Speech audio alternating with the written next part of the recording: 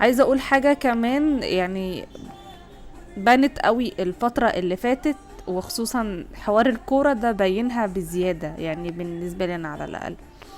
باين ايه؟ باين ان ما يطلق عليها النخبة المثقفة او النخبة، لان احنا يعني حوار الثقافة ده مبقاش موجود، يعني منتهي بقاله فترة.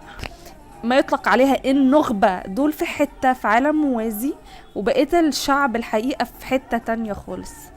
يعني بعد ما اللي حصل للنشيد الوطني ده في المباراة بتاعت نيجيريا ومصر، والقصة اللي حصلت، وان المصريين اعترضوا على ان طريقة التعامل معانا، واتكلمنا ووضحنا ان الجانب الاخر هو اللي عامل الفتنة، وهو اللي عامل كل حاجة، وان اصلا بداية الموضوع لان هم ما كانش عاجبهم حوار ان مصر قالت، او الاعلام عندنا قال ان تنزانيا ليها ضربة جزاء صحيحة عادي، ما كل الناس بتحلل، ولكن هم جم وقفوا عند النقطة دي، وان ازاي مصر، وبقى يلا بقى مصر ايه هتيجي هي كمان وسط الحاجات اللي احنا بنعملها والكلام ده كله.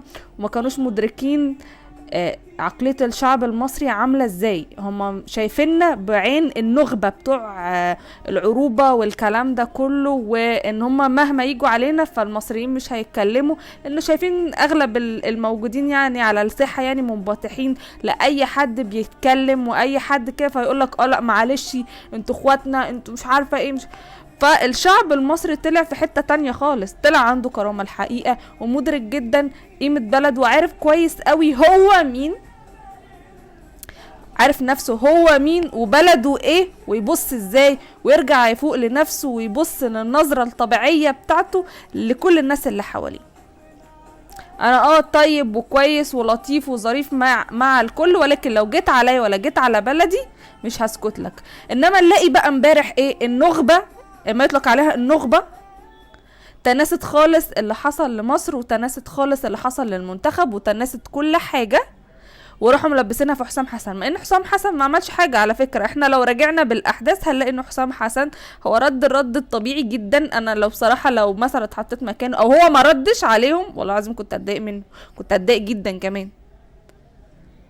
يعني حد يقول لي الكلام ده كله في الاخر المفروض ان انا اسكت واعدي؟ اصل دول اشقاء، يعني ايه؟ مش فاهمه يعني ايه ترجمه اشقاء دي في السياسه، في القانون الدولي، يعني موجوده يعني ليها قانون.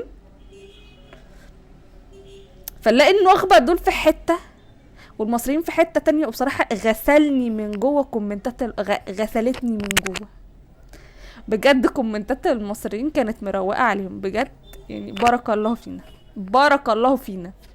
شعب واعي، والله شعب واعي.